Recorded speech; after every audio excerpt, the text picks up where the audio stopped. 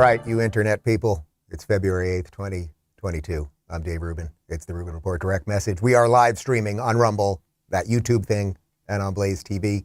Do me a favor, share, subscribe, tap notification bells if you can find them, et cetera, et cetera.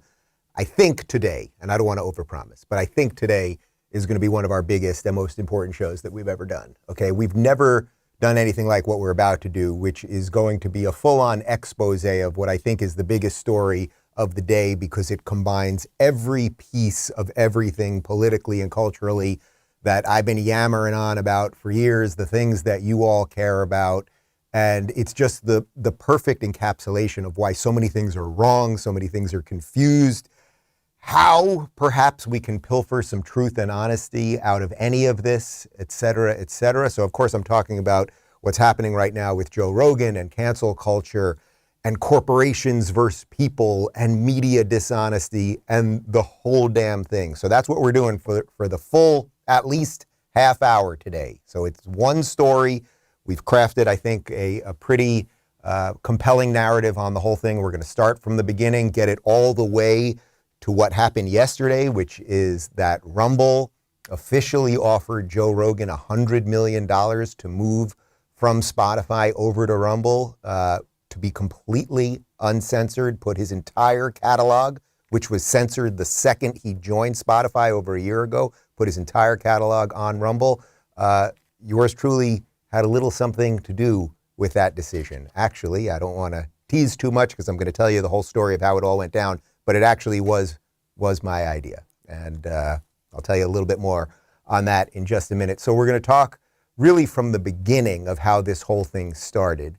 But before I lay out the case, and I'm going to try to do this as honestly as possible, and I'm going to try to take into account all different perspectives and everything else, I want to play a quick clip of Joe himself on his show not too long ago. You made a really good point. You said the thing is, if you censor yourself just 1%, you say, I'll just censor myself 1%. That's what they want. I'm going to make them happy. And then they're just going to keep moving it.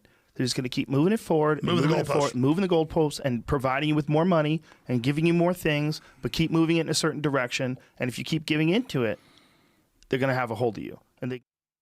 Okay, so that's Joe Rogan himself. And I want to be clear in everything I'm about to do. This is not a criticism of Joe Rogan. As I said on the show the other day, and I've been saying for a while, it's like, he's just one guy. He's a comedian who suddenly, through having conversations, became more powerful than news networks, okay? And everyone, for the most part, well, I can't say everyone, but most of us, I think, that do something like this for a living are just doing the best we can. And it's going to come with some mistakes. You're going to be learning on the fly, et cetera, et cetera. So you can sort of see Rogan learning on the fly right there. Now, interestingly, the guy he's talking to in that very clip is Alex Jones. Now, Alex Jones, doesn't matter what you think about Alex Jones or what you think he's said or not said, or if he's a bad dude or a savior, none of that matters. He himself was booted off all of the big tech platforms. I've said several times on this show that one of my regrets in the last, say, 2 years is that when it immediately happened, I didn't offer enough of a defense. I did say immediately that I didn't think he should be kicked off, but I should have been louder about it because it obviously wasn't going to stop with Alex Jones. And again, that has nothing to do with anything that he said or didn't say. It's like there's plenty of awful people on social media. Many of them work for giant corporations, and they're out there spewing neo-racism and all sorts of terrible stuff. But what you can see there is Joe Rogan making an honest assessment of how this thing works, that if you give an inch, they will just kind of keep taking. And maybe they'll give you more money and you'll be quiet again or whatever it might be, but it's just going to keep moving on you. Well, now that very notion has come to Joe's doorstep. And Joe, if you remember, about 10 days ago, this whole thing started. This was all about how Joe, through his conversations with people like Dr. Robert Malone, who is one of the inventors of the mRNA vaccine, the technology, that Joe was spreading COVID misinformation. And we had about 3 days in the machine, the media machine, where it was all about Joe Rogan spreading misinformation, and he's getting people killed, and they're taking horse dewormer and other weird things, and he's a bad, scary dude because of that. Well, that somehow didn't destroy him. So then the machine ramped up, and this compilation video of Joe Rogan saying the N-word was released. And at no point, I've watched it several times was Joe Rogan using the N-word to be racist. He was often repeating the word that someone else said. He was mocking those who say it, that sort of thing. You guys all get that. But then Joe, I think, made a mistake. He's just a man, and he made a mistake, and he apologized for something that did not deserve an apology. Here is part of his Instagram apology. Hello, friends. I'm making this video to talk about the most regretful and shameful thing that I've ever had to talk about publicly. There's a video that's out that's a compilation of me saying the N-word. It's a video that's made of clips taken out of context of me of 12 years of conversations on my podcast, and it's all smushed together, and it looks horrible, even to me. Now, I know that to most people, there's no context where a white person is ever allowed to say that word, never mind publicly on a podcast. And I agree with that now. I haven't said it in years, but for a long time, when I would bring that word up, like if it would come up in conversation, instead of saying the N-word, I would just say the word. I thought as long as it was in context, people would understand what I was doing. But it's not my word to use. I'm well aware of that now, but for years I used it in that manner. I never used it to be racist because I'm not racist, but whenever you're in a situation where you have to say, I'm not racist, you f***ed up. And I clearly have f***ed up. But I do hope that this can be a teachable moment for anybody that doesn't realize how offensive that word can be coming out of a white person's mouth, in context or out of context. My sincere and humble apologies. I wish there was more that I could say, but all of this is just me talking from the bottom of my heart. It makes me sick watching that video. All right. He gave an inch. I would argue he gave more than an inch there. Now, he's just a man. I do not know what pressure was brought to bear. I don't know what Spotify said. I don't know what his agent said. I don't know what his wife said. Maybe his wife was just like, Joe, I've just had enough of this shit. And you just better apologize so we can move on. I don't like getting looks when I go to Whole Foods. I have no idea. None of us have any idea. There's one person who knows. It's Joe Rogan. But he did give an inch there, right? He gave more than an inch. This idea that you have to apologize for saying things that you did not mean, right? He did not call anyone the N-word to be offensive, okay? The idea that a certain set of people can't say a certain word, I mean, I'm sure this is going to get me in some degree of trouble. This is really dangerous. This is really dangerous. Should you be allowed to make gay jokes if you're not gay? Seth MacFarlane at Family Guy would have an awful lot to apologize for, right? We see these people that make all of these jokes. They often do apologize, but never turn the money back, right? They never return the money. Hank Azaria, for 25 years, played Apu on The Simpsons, doing an Indian, and Apu actually was one of the best characters, who I've often said was probably the hardest working guy in Springfield, totally welcomed in the community. He was a friend of Homer. They did a whole episode on immigration where Homer is anti-immigrant at the beginning, becomes pro-immigrant at the end. The great song about the Quickie Mart, you all know it, right? It's like, you see what's happening here? This is really dangerous stuff, but they got Joe Rogan to give an inch. They actually got him to bend the knee.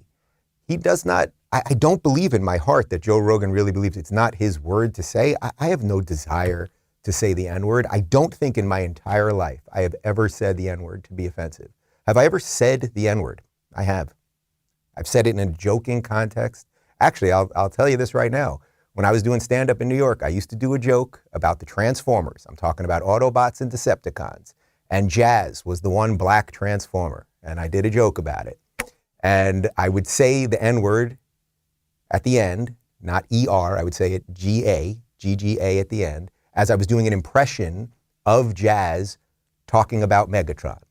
And it would get a huge laugh from white people, black people, Asian people, gay people, and maybe trans people, I'm not sure. And one day I was on stage doing it. It would get a huge laugh, like a huge laugh. And one day I was on stage and the crowd I heard a lot of groans. And I was just like, you know what, I'm just going to set that one aside. Now, does that make me racist because I said that? because of the color of my skin, I should not be allowed to say a certain word. Now I get it. There's no win in this for me, even by saying that right now. And now I'll have a bunch of internet weirdos trying to hunt down videos of that. But the bending of the knee here, I cannot say certain things. And then he said something that was even more dangerous. He said something to the effect of, when you're in a situation saying, I'm not a racist, you fucked up. That is really bad, because they level accusations of racism at everyone. Everyone they disagree with is a racist. Look at all of the people who they have dishonestly called racists over the last 5 years. Forget about Donald Trump. They called half the country racist and white supremacists for the last 5 years. So it's like, actually, if you get called a racist and you don't defend yourself, if you're not, you're the one making the mistake. It's not just because they level an accusation that you automatically have effed up. Of course that's not true. Of course that's not true. So we really have to have a conversation about this as a country, or whatever the hell we are at this point. We have to have a conversation about this. Are we all going to apologize? Just think, are we any more tolerant right now? Is anything that's happening in this country, politically or culturally, making us more tolerant right now? Obviously, it's making us less tolerant. If Joe Rogan is completely silenced, if Spotify gets rid of him, if you delete all of these episodes, if you take all of us out who dare to talk for a living and try to think things through, will we be more tolerant at the end? Are we more tolerant right now because Uncle Ben is not on the rice box and Aunt Jemima is not on the syrup container? We removed black people from things that everybody loved in the name of equality or something like that. Nobody's even sure why we did any of it. The Land O'Lakes lady is gone. Did this help? Are we less racist? This is all complete nonsense at every level. But the nonsense continues. And why does it continue? It continues because all of us don't really say what we think. So then we feed the monster. We continue to feed the monster.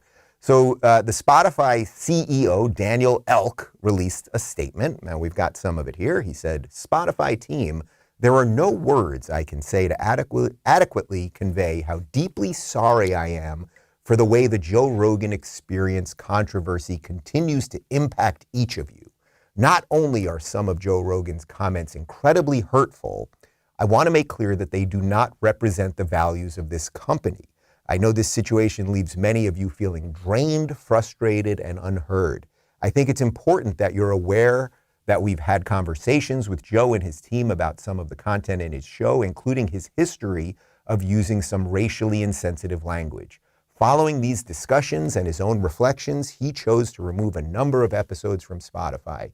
He also issued his own apology over the weekend. Okay, so I think first it's important to note that when Joe Rogan signed the deal with Spotify, I believe it was 46 episodes were taken away immediately. It was Alex Jones, it was Joe's friend and comedian Brian Callen, a bunch of other people. They immediately did that. So Joe, this is just something that Joe has to accept and come around to the reality of it. They said, here's, let's say $100 million, roughly at least. We're going to remove 46 of your episodes. So when he did that, he was signing a deal with the devil in a certain way. And again, I'm not begrudging it. No one has offered me $100 million. And I don't know. If someone came to me right now, a giant corporation, and said, Dave, we'd like to offer you $100 million. You do have to remove that one episode of your show. Whatever that one episode is. You got to get rid of that one. We'll offer you $100 million. It's like, am I just going to, just like that, like I'll say no to, it's not even life-changing money. $100 million, it's beyond imagination. All the good you could do for a gajillion people and everyone you know and everything else. So like, these are just easy things to be like, he's a sellout and it's not that easy. It's not that easy. But it's important to note in the context of this story, because this is a story being told right in front of us right now. It's important to note that when he signed the original deal, he knew that they were censorious. He knew that they did not like certain things to be said. Also, the way that the CEO, Spotify CEO, says that there, it's like, you employees have been offended by his racially insensitive remarks, except he did not say them to be pejorative. He did not say them to be offensive. This is everything about this. A CEO treating their employees like they're these snowflakes. You think this is a problem? You think that 5 years ago when a whole bunch of us were screaming about what was happening on college campuses, do you think maybe it actually now leaked out into reality? It leaked out into the real world and it's going to destroy all of these companies. And by the way, this will destroy Spotify. Maybe that's the silver lining here. These places that they won't deserve to exist, ultimately. I like the service of Spotify. I actually still have Spotify. I have some great playlists on Spotify. Maybe I'll share them with you guys. I'll share them in the Rubin Report locals community, actually. I've got some great Spotify playlists. I'm doing a yacht rock thing that you'd love right now. But what he says there is, we've offended some of you because of this language. Joe offended you, and we're sorry about that. Okay, so you're sort of letting the inmates run the asylum at that point, right? Like people work at companies that they're not always happy with everything that's going on at the company. It's very possible that one of the three gentlemen in this room right now is not happy with me. Is that possible, guys? No. Not at this company, but at other companies it's possible, okay? So then he says that Joe then decided to remove some of those episodes. So then it's like, now we're playing like a weird sort of semantic or optics game, right? Because it's like Joe chose to. Well, they might have said, Joe, we're going to take away the $100 million. So how can we make it look like we didn't force you to do it? So could you just do it? Did Joe, in his heart of hearts, the guy that I played that video a moment ago about, you don't give them an inch because they give you money and they'll just keep going. Do you think he honestly, like in the most sort of forthright, honest way, was like, I really thought about it. I said those words not to be offensive. I'm just one man. I will do this. This is what I want to do. And I really have offended people. And this is my deep shame. It's like nobody thinks Joe Rogan's a racist. Nobody does. Nobody thinks Joe Rogan has killed anybody because of COVID. We are surrounded by, we are encapsulated by people that lie to us about everything. But this has much more to do with the media freaking out over a guy that's replacing the media than it does over COVID or the N-word or anything else. I'll get to that in just a sec. For just a moment, though, I want to talk to you about Raycon. Did you guys make a New Year's resolution this year? If you did, more power to you. But if not, that doesn't mean you shouldn't still find a way to shake things up, whether it's by switching up your workout routine or going someplace new. Whatever way you challenge yourself this new year, there's no way better to do it than with a pair of Raycon wireless earbuds in your ears. Raycon wireless earbuds are the best way to bring audio with you, because no matter how much you shake things up, literally, no matter how much you shake, they won't fall out of your ears. The everyday earbuds look, feel, and sound better than ever. There's also awareness mode for when you need to listen to your surroundings so you can stay safe when you're on the go. With optimized gel tips for the perfect in-ear fit, these earbuds are so comfortable and they will not budge. Trust me. Raycon offers 8 hours of playtime and a 32-hour battery life. You get quality audio at half the price of other premium audio brands. It's no wonder Raycon's everyday earbuds have over 48,000 five-star reviews. Right now, Rubin Report listeners can get 15% off their Raycon order at buyraycon.com/Rubin. That's buyraycon.com/Rubin, and save 15% off on Raycons, buyraycon.com/Rubin. And now back to me. Okay, so what is this really about? Is this really about this comedian who has long-form conversations with MMA fighters and comedians and politicians, a guy who is mostly a lefty, who was a Bernie supporter? I mean, the funny part of this is the people who love to cancel people should still love Rogan, because even though Rogan has sat down with all of these amazing thinkers on the right and people who talk about freedom all the time, and has interviewed, say Jordan Peterson probably eight or nine times, it's like Rogan still came to the conclusion that he should vote for Bernie Sanders and support Bernie Sanders. It's like, that's a whole other issue entirely. But this is a guy who left California because of taxes, right? He gets $100 million, then leaves California because of high taxes brought to you by Bernie types, brought to you by progressives, to move to Texas, where there is no state income tax. So it's not even like he has like a completely holistic view of the world that fully makes sense in line with whatever they're trying to destroy. It's just all so silly. But perhaps it's not about COVID misinformation specifically, and perhaps it's not about talking about the N-word in the past, even though you didn't mean to be racist. Perhaps what this is about is that it's an upending of the world order. The media landscape has changed so drastically, and this is the machine's way of showing who's still boss. So here are two propagandists by the name of Brian Stelter and Jim Acosta. These are Democrats who are on a network known as CNN, which was a place for news at one time, although actually in retrospect, we didn't have the internet, so who knows how much they've been lying about the entire time. But these are Democrats who pretend to be journalists, who now are quite happy, actually, that Spotify is punishing Joe Rogan. Take a look. Joe Rogan is now apologizing after videos resurfaced of him using the N-word multiple times on his podcast, Patriot Takes, which put the video together as an organization that aims to expose extremism on the far right. The video is an edited compilation of different podcast episodes. Brian, what is Joe Rogan now saying? He is now apologizing, and we're going to find out if that's enough for Spotify, the company that has an exclusive distribution deal with him. Jim, this is all coming to light because of the recent controversy about anti-vaccine rhetoric on Rogan's podcast. Some artists decided to quit the service. One of them, India Ari, pointed out this video, this compilation video, and pointed out that the language Rogan has used around race in the past is just as, or maybe even more problematic than his rhetoric about vaccines. That would be enough to put anybody out of a job. I mean, to me, it seems untenable to have that kind of video surface, that kind of compilation surface, and keep one's job. Joe Rogan can continue to host his podcast. If people want to listen to it, they can, but it doesn't have to be on Spotify. And there are many examples, including in Hollywood and entertainment, where people have lost their roles for less than this, and that may be why Spotify is being so quiet. At the same time, I want to recognize there are reasons why Rogan has lots of fans, millions of fans. People want to hear his candid conversations, but there's a difference between candid, in-depth conversations and the kind of bile that's in this compilation, Jeff. Bile. There is bile, and it's being spewed by you, Mr. Potato Head. The way they are drooling at someone should. How could he keep a job? What was the line? That would be enough for anyone to lose their job. That's basically what Acosta said. Notice that they never said that he didn't use the N-word to be racist. He didn't use it in a pejorative manner, that he used it when he was either repeating what other people said or when he was mocking people or anything else. They never say that, but they do say far right. There's a website. These people create compilation videos to guard against the far right, and then they use the name Joe Rogan. Do you see, guys, how this whole thing comes together? And why are they really upset? One more time, guys. Why are they really upset? Do you think that Jim Acosta, Democratic activist Jim Acosta, and Democratic activist Potato Head, do you think that they are actually offended by Joe Rogan repeating a word in a non-offensive way?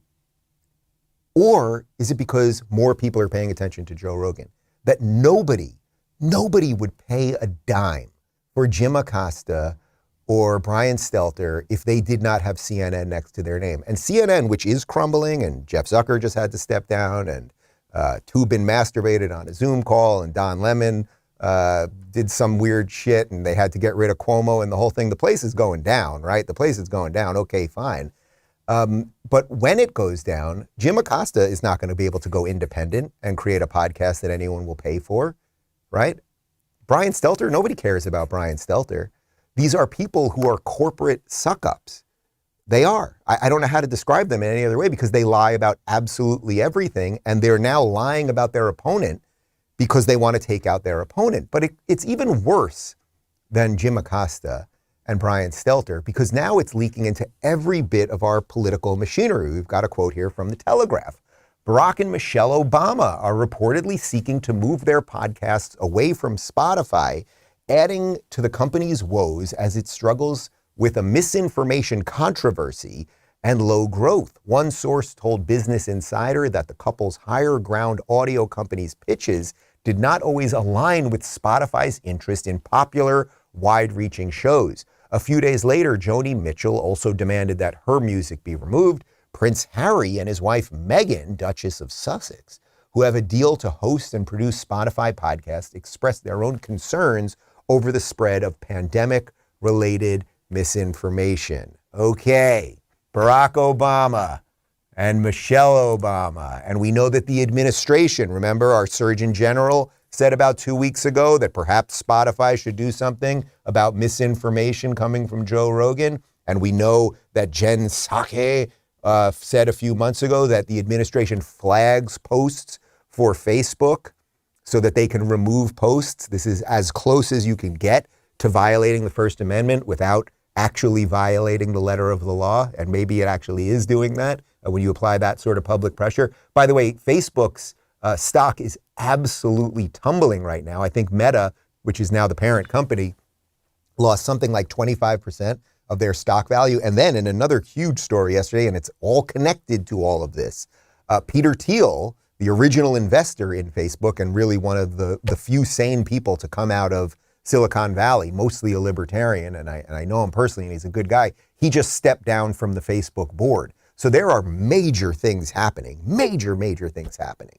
But this is a moment for good people to hold their nerve, right? Not just fall into the pit, the endless pit, this endless descent to hell that we're all in. And good people need to stand up. I'm trying to do the best I can. I hope you're doing the best you can. But if you want to see someone that won't do the best they can, here is former presidential candidate and a guy who I've interviewed, Andrew Yang. He tweeted this yesterday. I don't think Joe Rogan is a racist. The man interacts with and works with black people literally all of the time. Andrew Yang deleted that tweet. So Andrew Yang got some people to be mean to him, and people, anonymous people on Twitter must have said, Andrew Yang, you're a mean guy and you defended a mean Joe Rogan. Joe Rogan, of course, gave Andrew Yang 3 hours on his show to, say whatever he wants and promote himself and raise money and all that good stuff.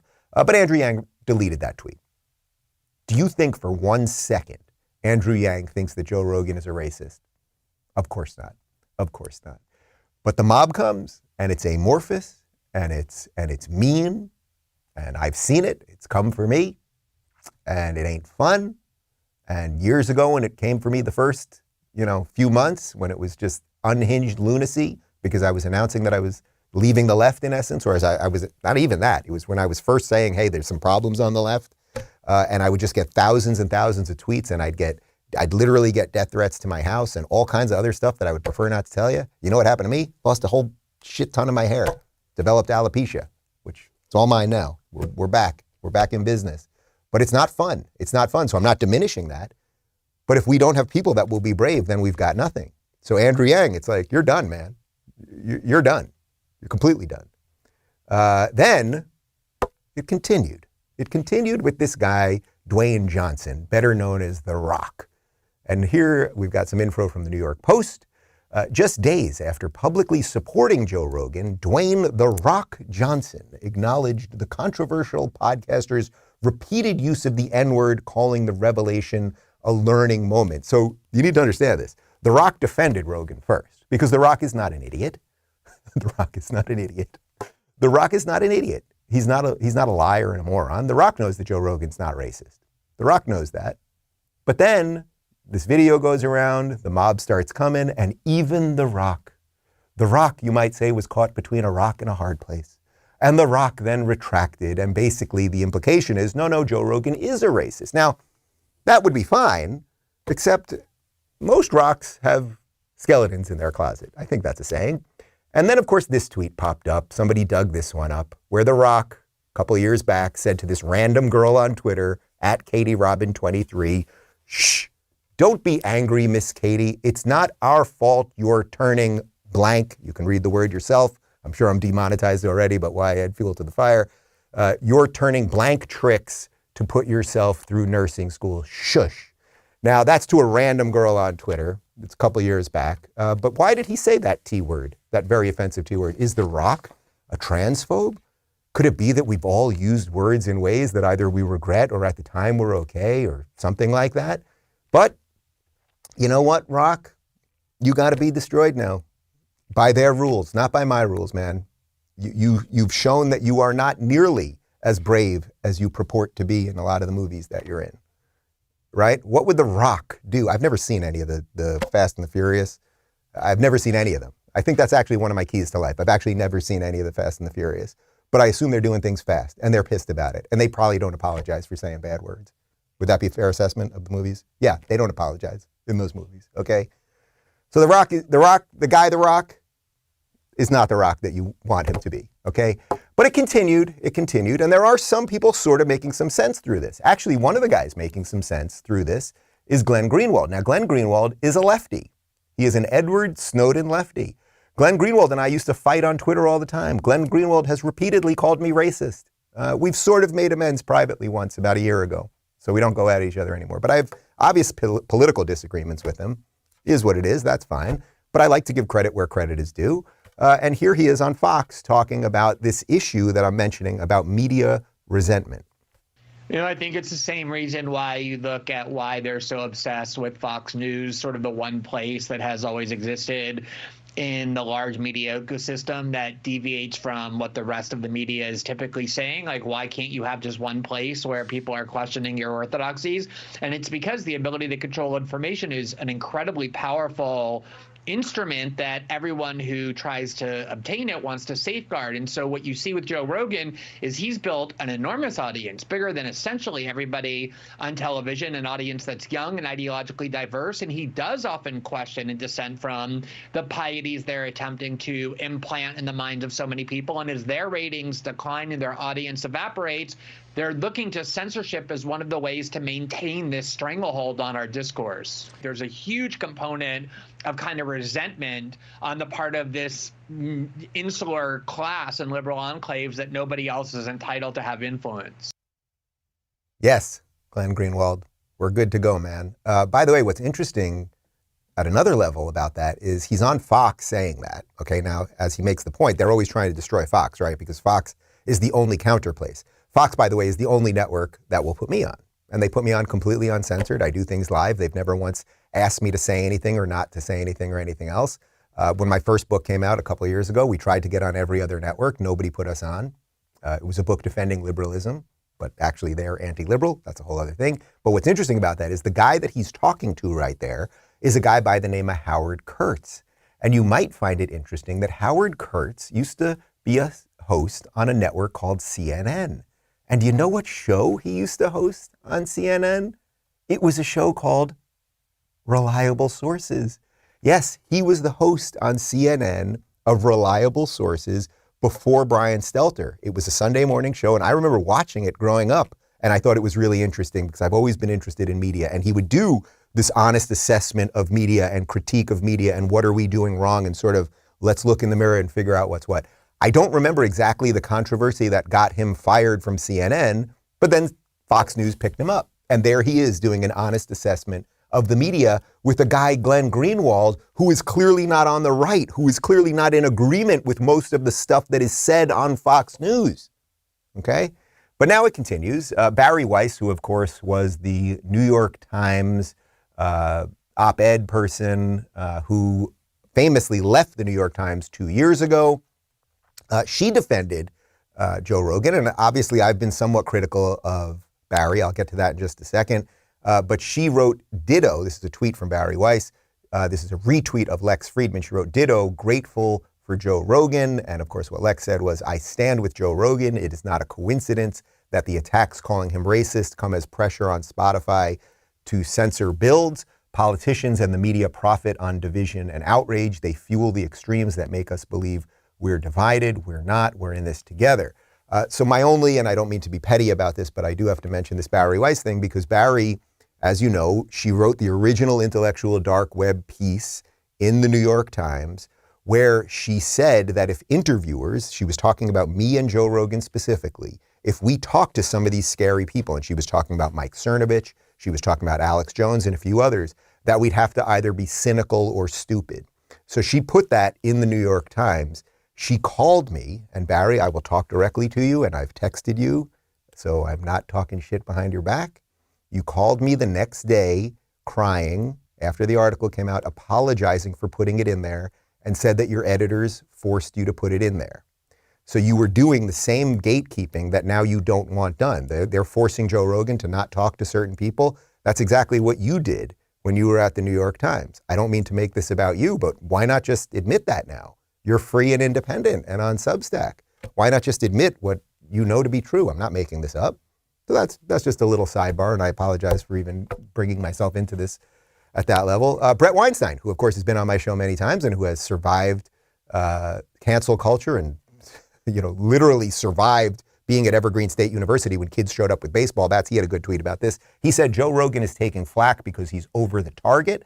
I support him for the very same reason every other person who understands the relationship between a free exchange of ideas and liberty supports him. Hashtag thanks, Joe Rogan. So of course, Bret is right there, and it is good to see. It is rare these days, but it is good to see some of the people that have been through the machine not come out sucking up to the machine and you know, standing up for what I know that they believe in. So props to Bret on that one. And now I want to sort of link this to what happened yesterday, because yesterday and the night before, it actually started the night before on Monday night, was a crazy, crazy time. So this whole story is breaking, all this Spotify stuff and the censor stuff, and he said the N-word, and all of the stuff that I've just laid out here is breaking. Well, on Monday, I had a big meeting in Sarasota. Rumble just opened up huge offices in Sarasota. They were getting the most of the team, not the entire team. We have people literally all over the world, programmers in Eastern Europe and in Spain and all over the place. But we were getting the entire team, people in Canada and the United States, together, as many of the people as we could, for a first company-wide meeting. And as you guys know, Locals, the company that I started to fight all of this stuff, we merged with Rumble about 6 months ago. And the reason we did it was because they have the distribution, they have the right set of people involved to fight cancel culture, to stand up for the principles that I'm always talking about here. You know, it's like, it doesn't take a village to raise a child, but it does take a village to fight big tech. And you can't do it on your own all the time. I didn't think I could just do it on my own. So we found the right allies to merge with. So we merged these companies. We're building some really awesome stuff to stand up against YouTube, to stand up against Amazon, AWS, the whole thing, and to defend free speech. So anyway, there was a big company-wide meeting there that had nothing to do with the Rogan thing. This had been planned for weeks. On Monday and on Sunday night, the whole, you know, people were arriving from all over the world, and we went out to this big dinner, and we're all sitting at the table, and everyone's talking about Joe Rogan, because obviously this is not only the thing that's happening right now, but it's certainly related to the work that Rumble's doing and what I do and everything else. And I just said to everybody at the table, I was sitting across from Chris, the CEO, the Rumble CEO, and I was sitting across from Asaf, the CEO of Locals, and a bunch of the other people, some of the lawyers and whatever else. And I said, you know, we need to just do something nuts. Why don't we just make a $100 million offer to Rogan publicly? Like, can we do that? Well, let's just do that. And I was like sort of kidding, but also not kidding. Like, I don't actually know how much money Rumble has. I was just like, you know, let's just shock the system. That's what I kept saying. The system needs to be shocked. We need to show people that there's a chance and that people will fight and something. And Chris just freaking lit up. Asaf lit up. And everybody was like, holy shit, that's a freaking great idea. Like, that's what we should do. That's what we should do. And Chris immediately turns to the lawyer. Can we do that? And the lawyer starts like kind of thinking and mumbling a little bit. And then Chris gets on the phone with somebody. They got to call an accountant. They call a bunch of people. And then Chris comes back about 10 minutes later. We're going to do it. We're going to do it. And we're sitting there and everybody, 50 people, everybody is going, holy cow, this is freaking amazing. Like, we're actually going to do something. We're going to give it our best shot, right? Like, we're going to offer Rogan the off-ramp. Like, if you don't like the censorship of Spotify, I don't know everything about his deal there, but if you don't like it and there's a way to extricate yourself from that situation, hey, you got a home here. We'll take all of your stuff. We will never censor you. Do whatever the hell you want. And here's $100 million to do it. So the offer that we made was 100% authentic. And then the next morning, Chris, the Rumble CEO, tweeted this out. And if I could just pat myself on the back for a second, I wrote it. So there you go. I did have a little bit of help, but these are my words. I think you'll hear me in this. Dear Joe, we stand with you, your guests, and your legion of fans in desire for real conversation. So we'd like to offer you 100 million reasons to make the world a better place. How about you bring your shows to Rumble, both old and new, with no censorship for $100 million over 4 years. This is our chance to save the world. And yes, this is totally legit. Sincerely, Chris Pavlovsky, Rumble CEO. I think you can hear my voice in that thing. I was the one I really pushed. They wanted to put dollars, $100 million instead of bucks. I said, let's just do bucks. Make it friendly. So the offer is real. I want to be very clear about that. I saw a bunch of people, the usual suspects and blue check haters and all that stuff. It's not a real offer and they don't have the money and blah, blah, blah. It is a real offer. Joe Rogan or anyone associated with Joe Rogan, if you are watching this, take $100 million from Rumble. You will be completely uncensored. You can do whatever you want to do, and your entire catalog can be up on Rumble tomorrow. Maybe today. I'd have to talk to the people. But it is completely legit. It continued because in this weird culture war that we're in, it never sort of ends, and everybody's got something to say. You may remember former President Donald Trump, the orange man with funny hair. He released, he's been booted from big tech, right? He's not on Twitter or Facebook or YouTube or anywhere else. So he releases these press releases with his logo on them. Here's what he said about the whole situation. Joe Rogan is an interesting and popular guy, but he's got to stop apologizing to the fake news and radical left maniacs and lunatics. How many ways can you say you're sorry? Joe, just go about what you do so well and don't let them make you look weak and frightened. That's not you, and it never will be. Man, like, yeah, Trump, yeah, you're right. And there's this funny thing, this idea of FU money, right? I've talked about this before. Like, people are always like, oh, when you have FU money, right? Like, when you have so much money that you can just say whatever you want, you will start saying whatever you want. And I know a lot of rich people, and it is very, very rare that that's actually what they do, because you start feeling like you have more things. You have more responsibilities. You have more staff. You have more employees.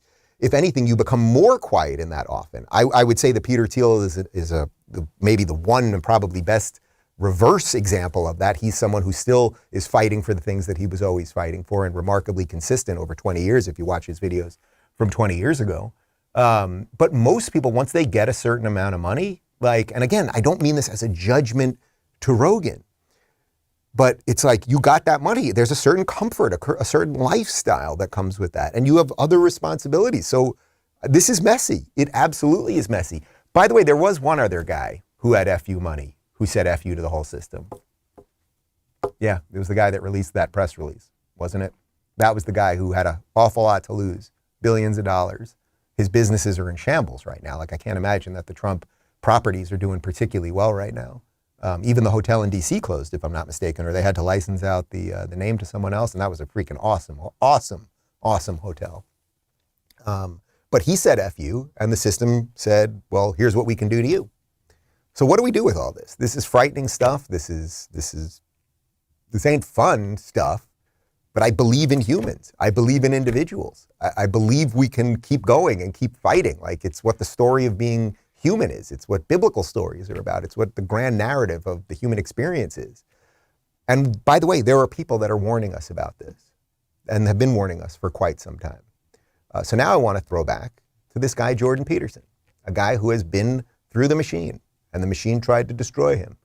The New York Times tried to destroy him with a front page article that he was for enforced monogamy, basically making it seem like he wanted women to be subjected and othered by men and demand, and just at the whim of whatever their husband wanted them to do. Of course, it was complete nonsense. Front page story in the New York Times, written by Nellie Bowles, who is Bari Weiss's partner, just like another weird piece of the puzzle here. And Nellie actually is quite red-pilled. She probably doesn't want me to say that, but I know that she is. It's just all pieces of this freaking thing. It just is. Well, Jordan Peterson was on Joe Rogan's show talking about how they keep moving on you, and it just keeps moving and moving and moving. I think some of you will remember this clip. I just don't understand how it gets to the point where things get to terrible places one tiny step at a time.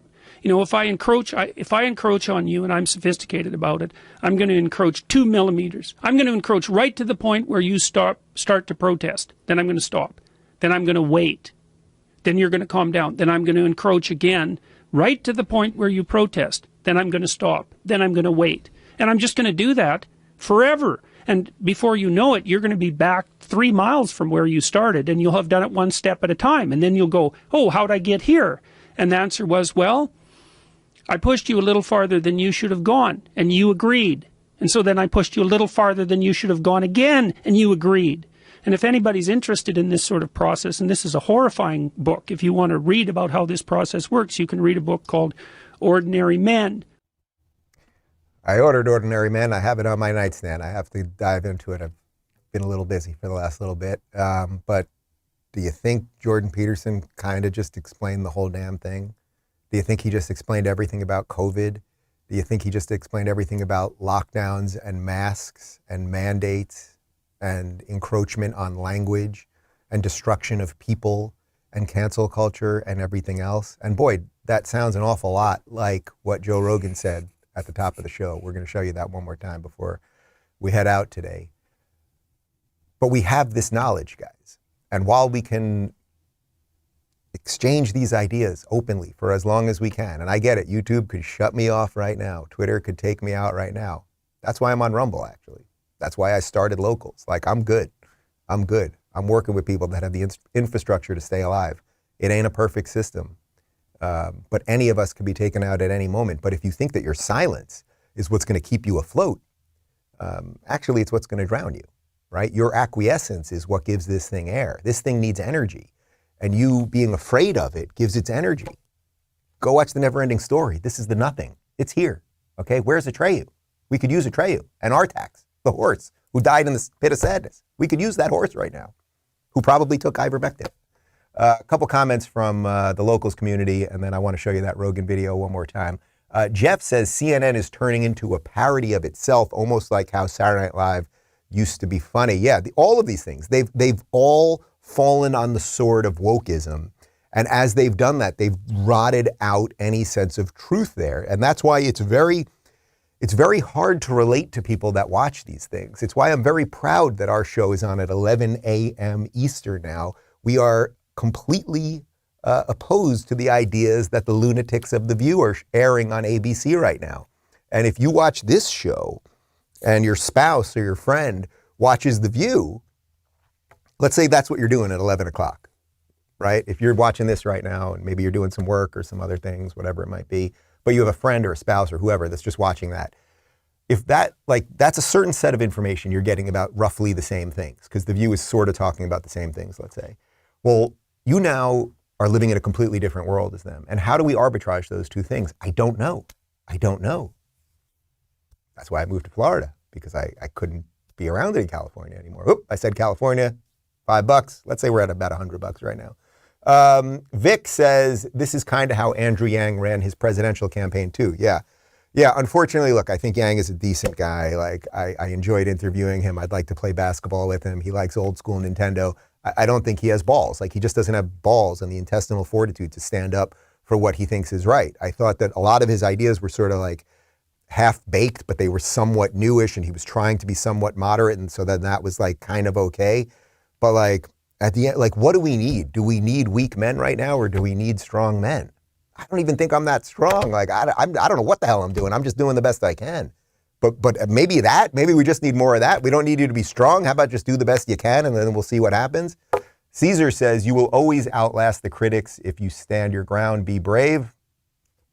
That goes to every single person watching this. And finally, I thought we'd end with the very same video that we started with, so that if Joe or any of his friends or coworkers or colleagues or anyone at Spotify is watching this, maybe they will hear those words. So before I throw to it, and then I'm going to get out of here, I just want to say that offer is 100% legit, Joe. You got an off-ramp, man. Like, how much more could you want at the moment? Like, you can take the money and run. Literally, you can either take the money and stay and be censored and have warnings and have some of your catalog gone and have to sort of degrade your past self by staying there. That guy was bad. He said bad things. I'm better now. I'm more enlightened. Or you could take the money, the 100 mil, and maybe that's just a negotiating start, right? Huh? I've said too much, but like, we could do something here. So you could take the money and run and be free and save the world. Why not? Joe Rogan, ladies and gentlemen. You made a really good point. You said the thing is, if you censor yourself just 1%, you say, I'll just censor myself 1%. That's what they want. I'm going to make them happy. And then they're just going to keep moving it. They're just going to keep moving it forward, moving the goalposts, and providing you with more money and giving you more things, but keep moving it in a certain direction. And if you keep giving into it, they're going to have a hold of you and they can control you.